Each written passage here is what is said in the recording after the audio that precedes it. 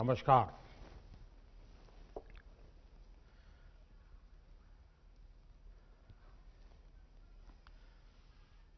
मैं सबसे पहले तो इन तीनों युवकों को हृदय से बहुत अभिनंदन करता हूं कि उन्होंने बहुत ही उत्तम तरीके से, जिसमें विचार भी थे, वक्तृत्व कला भी थी, धारा प्रवाह, विचार प्रवाह बहुत ही सटीक तरीके से प्रस्तुति थी। आत्मविश्वास से भरा उनका व्यक्तित्व था। इन तीनों साथियों को, हमारे युवा साथियों को विजेता होने के लिए मैं बहुत हृदय से अभिनंदन करता हूं।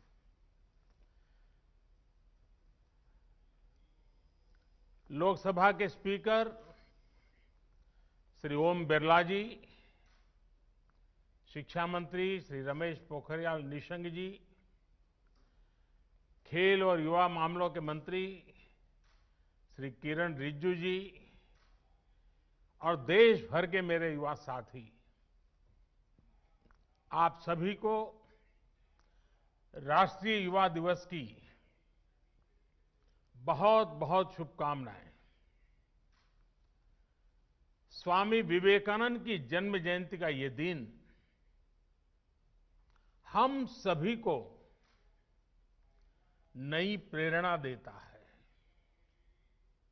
आज का दिन विशेष इसलिए भी हो गया है कि इस बार युवा संसद देश की संसद के सेंट्रल हॉल में हो रही है। ये सेंट्रल हॉल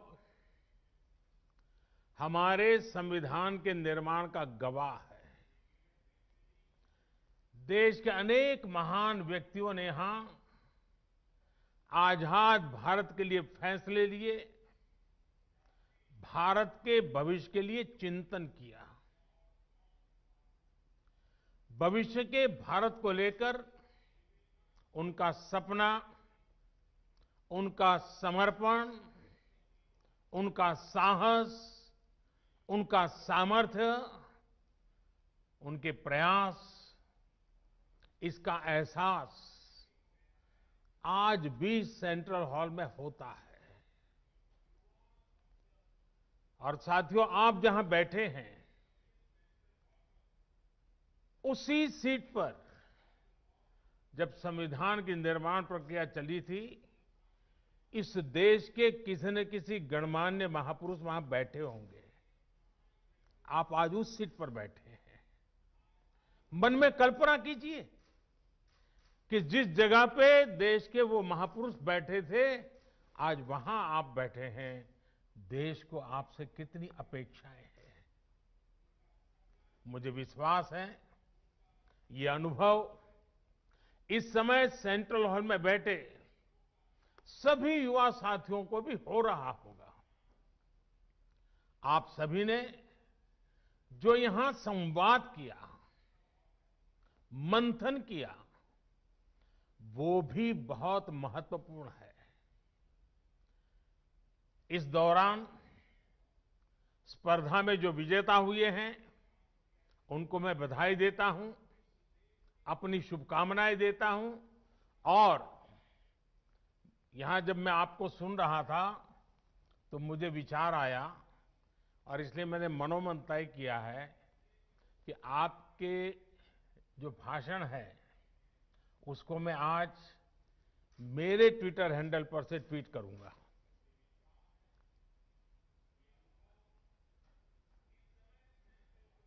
और आप तीन का ही करूंगा ऐसा नहीं, अगर रिकॉर्डेड मटेरियल अवेलेबल होगा तो मैं जो कल फाइनल पैनल में थे उनके लिए भी उनके भाषण को ट्वीट करूंगा, ताकि देश को पता चले कि संसद के परिषद में, इस परिसर में हमारे भावी भारत कैसे आकार ले रहा है। तो मेरे लिए ये बहुत गर्व की बात होगी कि मैं आज आपके भाषण को ट्वीट करूंगा। साथियों, स्वामी जी ने जो देश और समाज को दिया है, वो समय और स्थान से परे हर पीढ़ी को प्रेरित करने वाला है, रास्ता दिखाने वाला है। आप देखते होंगे कि भारत का शायद ही ऐसा कोई गांव हो, कोई शहर हो, कोई व्यक्ति हो जो स्वामी जी से खुद को जुड़ा महसूस न करता हो, उससे प्रेरित न होता हो। स्वामी जी की प्रेरणा ने आजादी की लड़ाई को भी नई ऊर्जा दी थी। गुलामी के लंबे कालखंड ने भारत को हजारों वर्षों की अपनी ताकत और ताकत के एहसास से दूर कर दिया था। स्वामी विवेकानंद ने भारत को उसकी वो ताकत याद दिलाई, एहसास कराया, उनके सामर्थ्य को उनके मन मस्तिष्क में पुनर्जीवित किया, राष्ट्रीय चेतना को जागृत किया। आप ये जानकर हैरान रह जाएंगे कि उस समय क्रांति के मार्ग से भी और शांति के मार्ग से भी, दोनों ही तरह से जो आजादी के लिए जंग चल रहा था, आजादी की लड़ाई लड़ रहे थे, वो कहीं न कहीं स्वामी विवेकानंद जी से प्रेरित थे।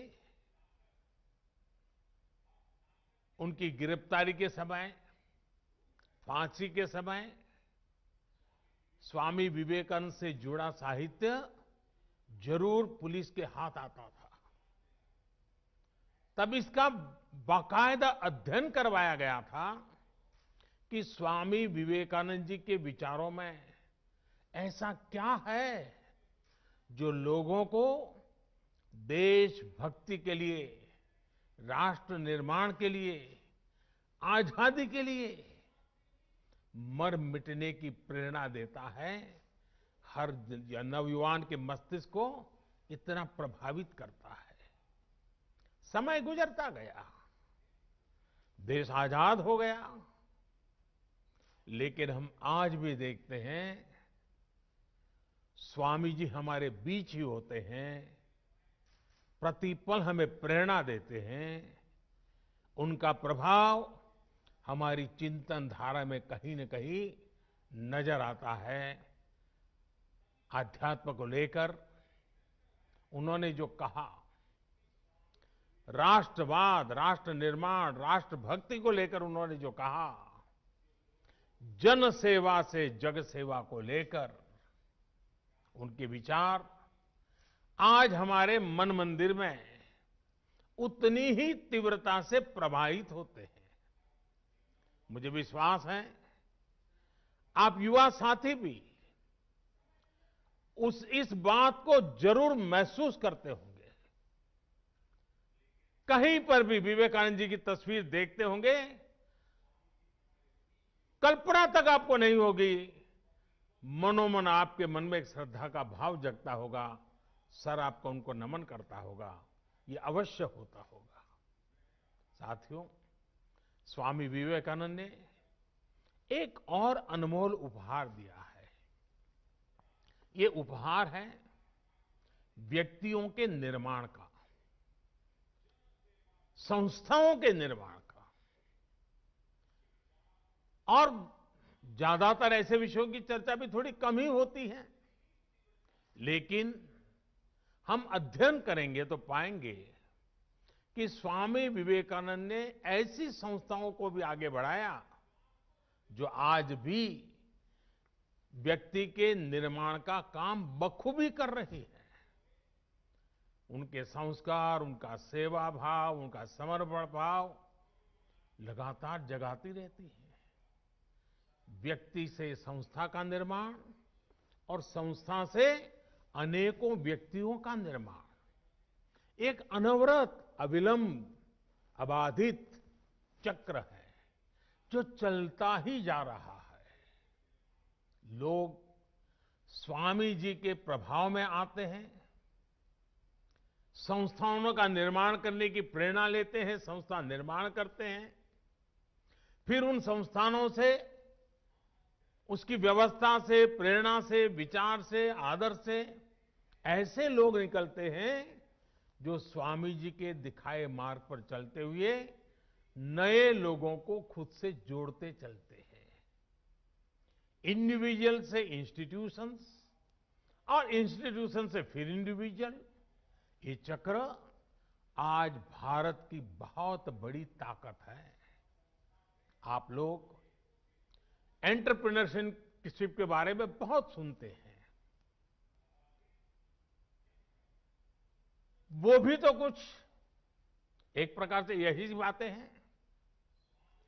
एक ब्रिलियंट इंडिविजुअल एक शानदार कंपनी बनाता है, बाद में उस कंपनी में जो इकोसिस्टम बनता है, उसकी वजह से वहां अनेकों ब्रिलियंट इंडिविजुअल्स बनते हैं। ये इंडिविजुअल्स आगे जाकर और नई कंपनियां बनाते हैं। इंडिविजुअल्स और इंस्टीट्यूशन का ये चक्र देश और समाज के हर क्षेत्र, हर स्तर के लिए उतना ही महत्वपूर्ण है। साथियों, आज जो देश में नई नेशनल एजुकेशन पॉलिसी लागू की गई है, उसका भी बहुत बड़ा फोकस बेहतर इंडिविजुअल्स के निर्माण पर है। व्यक्ति निर्माण से राष्ट्र निर्माण, ये पॉलिसी युवाओं की इच्छा, युवाओं के कौशल, युवाओं की समझ, युवाओं के फैसले को सर्वोच्च प्राथमिकता देती है। अब चाहे जो सब्जेक्ट चुनिए, चाहे जो कॉम्बिनेशन चुनिए, चाहे जो स्ट्रीम चुनिए, एक कोर्स को ब्रेक देकर आप दूसरा कोर्स शुरू करना चाहें तो आप वो भी कर सकते हैं। अब ये नहीं होगा कि पहले वाले कोर्स के लिए आपने जो मेहनत की थी वो बेकार हो जाएगी। आपको उतनी पढ़ाई का भी सर्टिफिकेट मिल जाएगा जो आगे ले जाएगा। साथियों, आज देश में एक ऐसा इकोसिस्टम विकसित किया जा रहा है जिसकी तलाश में अक्सर हमारे युवा विदेशों का रुख करते थे। वहां की आधुनिक शिक्षा, बेहतर एंटरप्राइज अपॉर्चुनिटीज, टैलेंट को पहचानने वाली, सम्मान देने की वाली व्यवस्था उन्हें स्वाभाविक रूप से आकर्षित करती थी।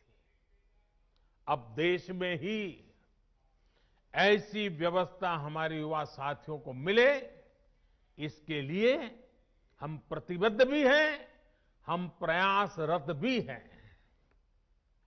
हमारा युवा खुलकर अपनी प्रतिभा, अपने सपनों के अनुसार खुद को विकसित कर सके, इसके लिए आज एक एनवायरनमेंट तैयार किया जा रहा है, इकोसिस्टम तैयार की जा रही है। शिक्षा व्यवस्था हो, समाज व्यवस्था हो, कानूनी बारीकियां हो, हर चीज में इन बातों को केंद्र में रखा जा रहा है। स्वामी जी का बहुत जोर उस बात पर भी था जिसको हमने कभी भूलना नहीं चाहिए। स्वामी जी हमेशा कहते थे और वो इस बात पर बल देते थे, वे शारीरिक ताकत पर भी बल देते थे, मानसिक ताकत पर भी बल देते थे। वो कहते थे, muscles of iron and nerves of steel. उनकी प्रेरणा, उन्हीं की प्रेरणा से आज भारत के युवाओं की शारीरिक मानसिक फिटनेस पर विशेष फोकस किया जा रहा है। फिट इंडिया मूवमेंट हो, योग के प्रति जागरूकता हो, या फिर स्पोर्ट्स से जुड़े आधुनिक इंफ्रास्ट्रक्चर का निर्माण, ये युवाओं को मानसिक और शारीरिक रूप से सुदृढ़ कर रहे हैं। साथियों, आजकल आप लोग कुछ टर्म्स बार बार सुनते होंगे, आपके कान पे आता रहता है।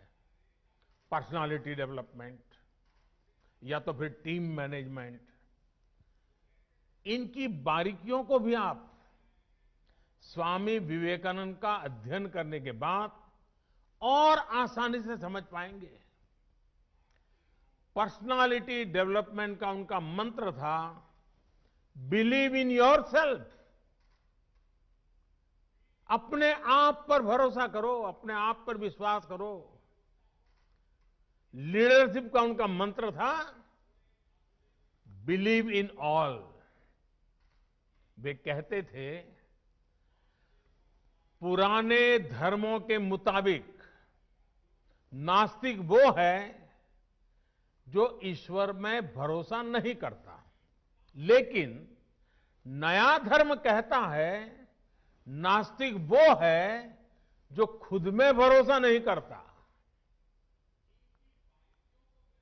और जब नेतृत्व की बात आती थी तो वो खुद से भी पहले अपनी टीम पर भरोसा जताते थे।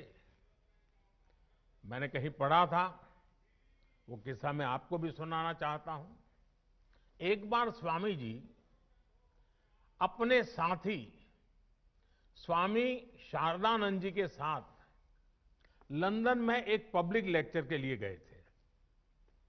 सब तैयारी हो चुकी थी, सुनने वाले इकट्ठे हो गए थे, और स्वाभाविक है हर कोई स्वामी विवेकानंद जी को सुनने के लिए आकर्षित होकर के आया था। लेकिन जैसे ही बोलने का नंबर आया तो स्वामी जी ने कहा कि आज भाषण मैं नहीं बल्कि मेरे सहयोगी शारदानंद जी देंगे। शारदानंद जी ने भी सोचा नहीं था कि अचानक उनके जिम्मे काम आ जाएगा। वो इसके लिए तैयार भी नहीं थे। लेकिन जब शारदानंद जी ने भाषण देना शुरू किया तो हर कोई चकित हो गया, उनसे प्रभावित हो गया। और ये होती है लीडरशिप और अपनी टीम के लोगों पर भरोसा करने की ताकत। आज हम जितना स्वामी विवेकानंद जी के बारे में जानते हैं, उसमें बहुत बड़ा योगदान स्वामी शारदानंद जी का ही है। साथियों, ये स्वामी जी ही थे जिन्होंने उस दौर में कहा था कि निडर, बेबाक, साफ दिल वाले, साहसी और आकांक्षी युवा ही वो नींव हैं जिस पर राष्ट्र के भविष्य का निर्माण होता है। वो युवाओं पर, युवा शक्ति पर इतना विश्वास करते थे। अब आपको उनके इस विश्वास की कसौटी पर खरा उतरना है। भारत को अब नई ऊंचाइयों पर ले जाने का काम, देश को आत्मनिर्भर बनाने का काम आप सब युवा को ही करना है। अब आप में से कुछ युवा सोच सकते हैं कि अभी तो हमारी इतनी उम्र ही नहीं हुई है, अभी तो हंसने खेलने जिंदगी में मौज करने की उम्र है। साथियों, जब लक्ष्य स्पष्ट हो, इच्छा शक्ति हो, तो उम्र कभी बाधा नहीं बनती है, उम्र इतनी मायने नहीं रखती है। आप हमेशा याद रखिएगा कि गुलामी के समय में आजादी के आंदोलन की कमान युवा पीढ़ी ने ही संभाली थी। जानते हैं, शहीद खुदीराम बोस जब फांसी पर चढ़े तो उनकी उम्र क्या थी? सिर्फ 18-19 साल। भगत सिंह को फांसी लगी तो उनकी उम्र कितनी थी? सिर्फ 24 साल। भगवान बिरसा मुंडा जब शहीद हुए तो उनकी आयु कितनी थी? बमुश्किल 25 साल। उस पीढ़ी ने ये ठान लिया था कि देश की आजादी के लिए ही जीना है, देश की आजादी के लिए मरना है। लॉयर्स, डॉक्टर, प्रोफेसर्स, बैंकर्स, अलग अलग प्रोफेशन से यंग जनरेशन के लोग निकले और सबने मिलकर के हमें आजादी दिलाई। साथियों, हम उस कालखंड में पैदा हुए हैं, क्योंकि मैं भी आजाद हिंदुस्तान में जन्मा हूं। मैंने गुलामी देखी नहीं है, और मेरे सामने आप जो बैठे हैं, आप भी सब आजादी में पैदा हुए हैं। हमें देश की स्वतंत्रता के लिए मरने का मौका नहीं मिला, लेकिन हमें आजाद भारत को आगे बढ़ाने के लिए मौका जरूर मिला है। ये मौका हमें गंवाना नहीं है।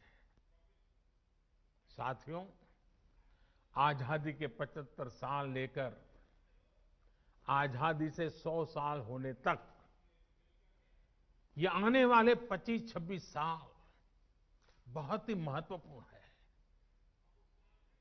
2047 जब आजादी के 100 साल होंगे, ये 25-26 साल की यात्रा बहुत महत्वपूर्ण है। साथियों, आप भी सोचिए, आप आज जिस उम्र में हैं,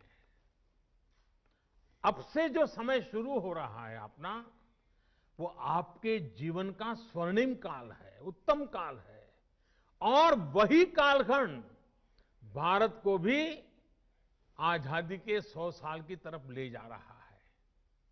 मतलब आपके विकास की ऊंचाइयां, आजादी के 100 साल की सिद्धियां, दोनों कदम से कदम मिलाकर के चल रही है। मतलब आपकी जिंदगी के आने वाले 25-26 साल, देश के आने वाले 25-26 साल के बीच बहुत बड़ा तालमेल है, बहुत बड़ी अहमियत है। अपने जीवन में इन वर्षों में सर्वोच्च प्राथमिकता देश को दीजिए, देश की सेवा को दीजिए। विवेकानंद जी कहते थे कि ये सदी भारत की है। इस सदी को, भारत की सदी, हमारी युवा पीढ़ी को ही बनाना है। आप जो भी करिए, जो भी फैसला लीजिए, उसमें जरूर सोचिए कि इससे देश का क्या हित होगा। साथियों, स्वामी विवेकानंद जी कहते थे कि हमारे युवाओं को आगे आकर राष्ट्र का भाग्य विधाता बनना चाहिए। इसलिए ये आपकी जिम्मेदारी है कि भारत के भविष्य का नेतृत्व करें। और आपकी ये जिम्मेदारी देश की राजनीति को लेकर के भी है, क्योंकि राजनीति, पॉलिटिक्स देश में सार्थक बदलाव लाने का एक सशक्त माध्यम है। हर क्षेत्र की तरह पॉलिटिक्स को भी युवाओं की बहुत ज्यादा जरूरत है। नई सोच, नई ऊर्जा, नए सपने, नया उमंग, देश की राजनीति को इसकी बहुत जरूरत है। साथियों, पहले देश में ये धारणा बन गई थी कि अगर कोई युवक राजनीति की तरफ रुख करता था तो घर वाले कहते थे कि अब बच्चा बिगड़ रहा है, क्योंकि राजनीति का मतलब ही बन गया था झगड़ा, फसाद, लूट, खसोट, भ्रष्टाचार, न जाने क्या क्या लेबल लग गए थे।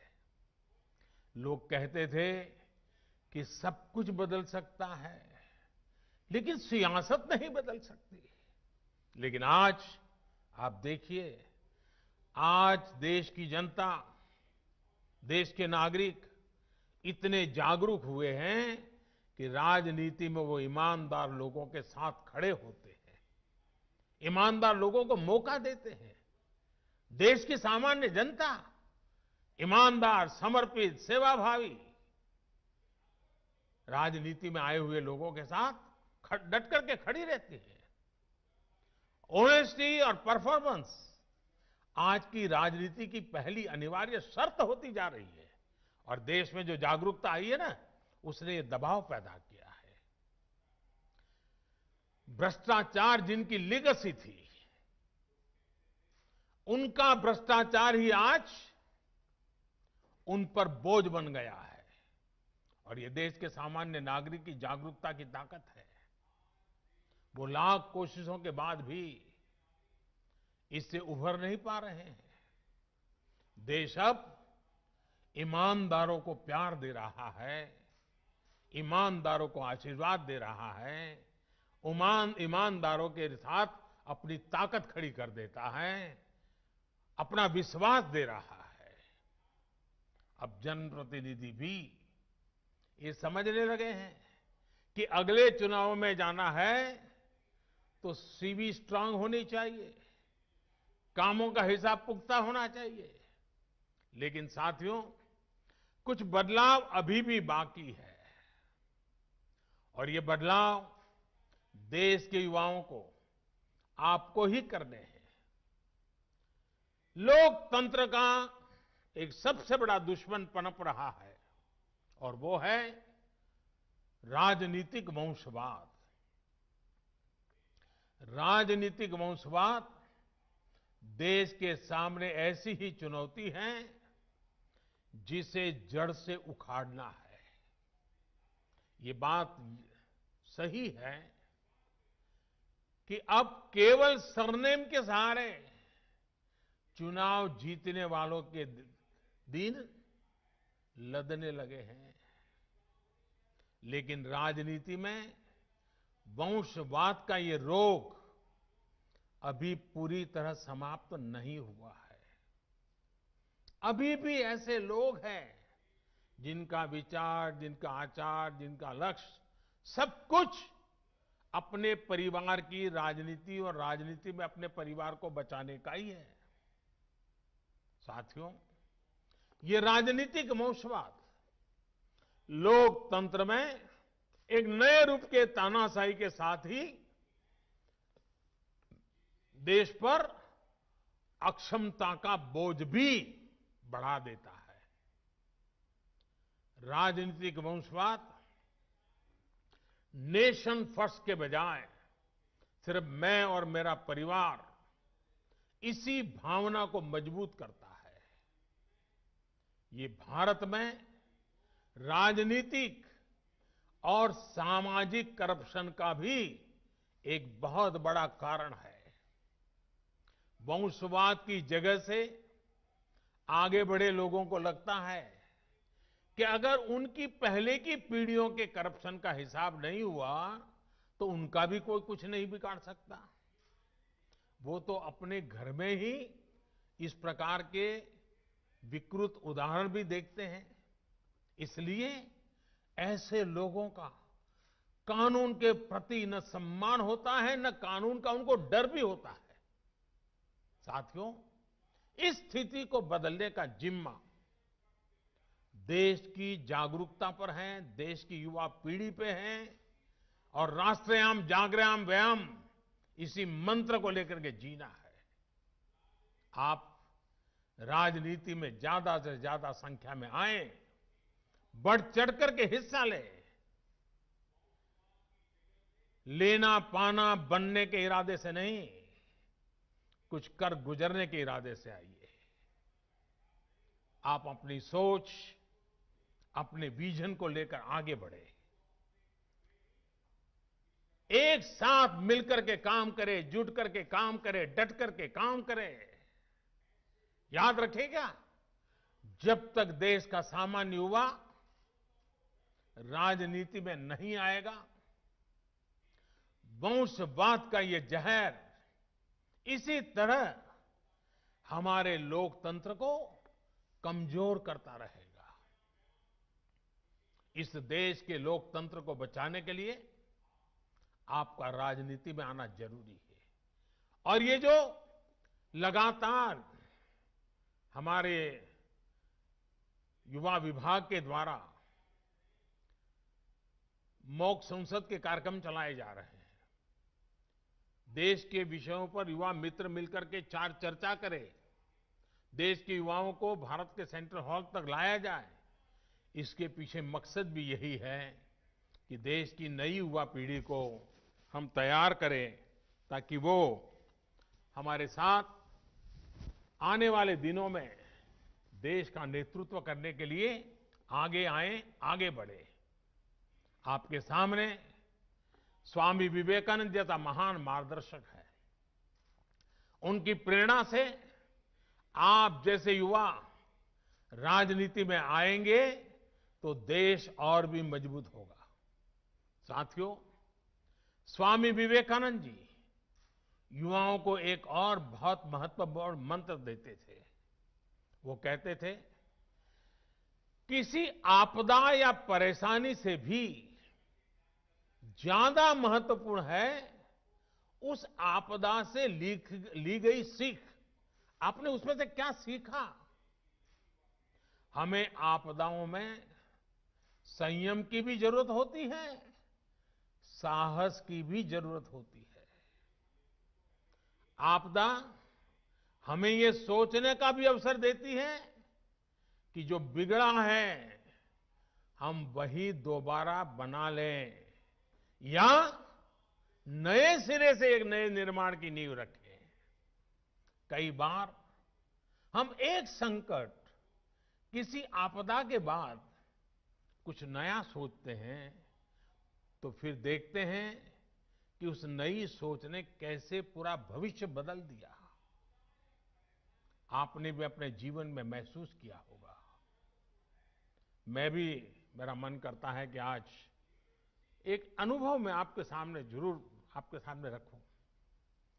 2001 में जब गुजरात के कच्छ में भूकंप आया था तो कुछ ही पल में सब कुछ तबाह हो गया था। पूरा कच्छ एक प्रकार से मौत की चादर ओढ़ करके सोया था। सारी इमारतें जमींदोज हो चुकी थी। जो हालत थी उसे देखकर लोग कहते थे कि अब कच्छ हमेशा हमेशा के लिए बर्बाद हो गया। इस भूकंप के कुछ महीने बाद मुझे गुजरात का मुख्यमंत्री के रूप में दायित्व निभाने की जिम्मेवारी आ गई।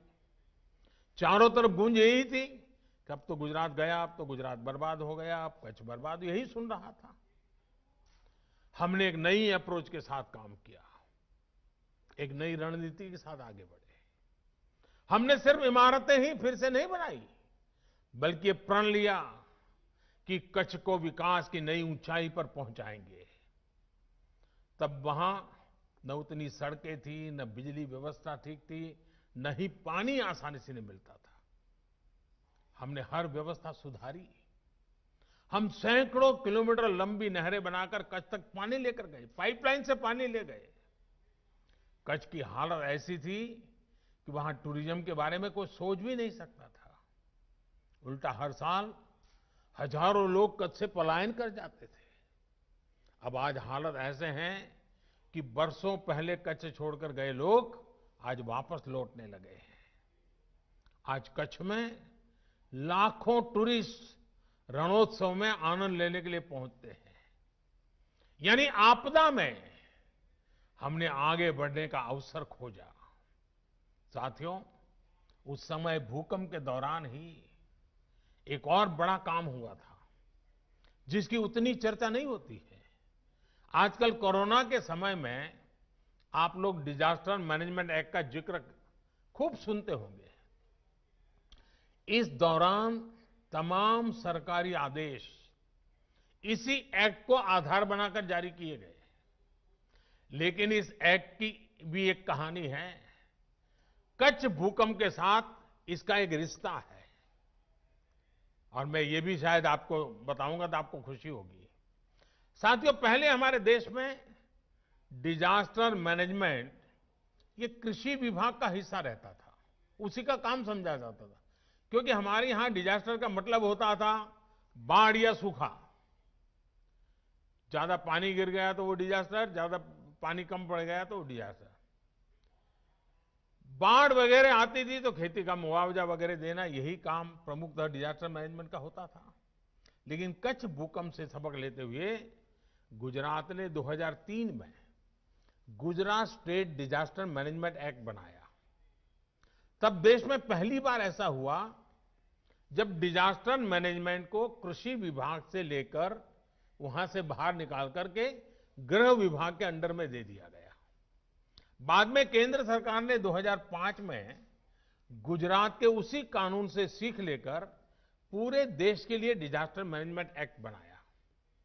अब इसी एक्ट की मदद से ताकत से देश ने महामारी के खिलाफ इतनी बड़ी लड़ाई लड़ी है। आज यही एक्ट हमारे लाखों लोगों की जान बचाने में सहायक हुआ, देश को इतने बड़े संकट से उबारने में आधार बना। इतना ही नहीं, जहां कभी डिजास्टर मैनेजमेंट केवल मुआवजे और राहत सामग्री तक सीमित होता था, उसी भारत के डिजास्टर मैनेजमेंट से आज दुनिया सीख रही है। साथियों, जो समाज संकटों में भी प्रगति के रास्ते बनाना सीख लेता है, वो समाज अपना भविष्य खुद लिखता है। और इसलिए आज भारत और 130 करोड़ भारतवासी अपना भविष्य, और वो भी उत्तम भविष्य, आज देश के नागरिक खुद गढ़ रहे हैं।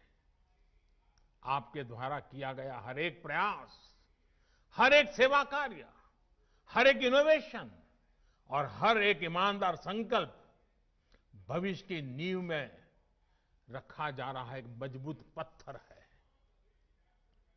आप अपने प्रयासों में सफल हो, इन्हीं शुभकामनाओं के साथ मैं फिर एक बार देश भर में लाखों युवकों ने कोरोना के इस कालखंड में भी कहीं पर रूबरू में, कहीं पर वर्चुअल, इस यूथ मूवमेंट को आगे बढ़ाया। डिपार्टमेंट के लोग भी अभिनंदन के अधिकारी हैं, इसमें हिस्सा लेने वाले नौजवान भी अभिनंदन के अधिकारी हैं, और विजेता होने वालों को अनेक अनेक शुभकामनाएं देने के साथ साथ जिन बातों को उन्होंने बोला है वो बातें समाज की जड़ों में जाएं, इसके लिए वो सफलतापूर्वक आगे बढ़े, ऐसी मेरी अनेक अनेक शुभकामनाएं हैं। मैं फिर एक बार स्पीकर महोदय का संसद भवन के अंदर इस कार्यक्रम की रचना के लिए आभार व्यक्त करते हुए मेरी वाणी को विराम देता हूं। बहुत बहुत धन्यवाद।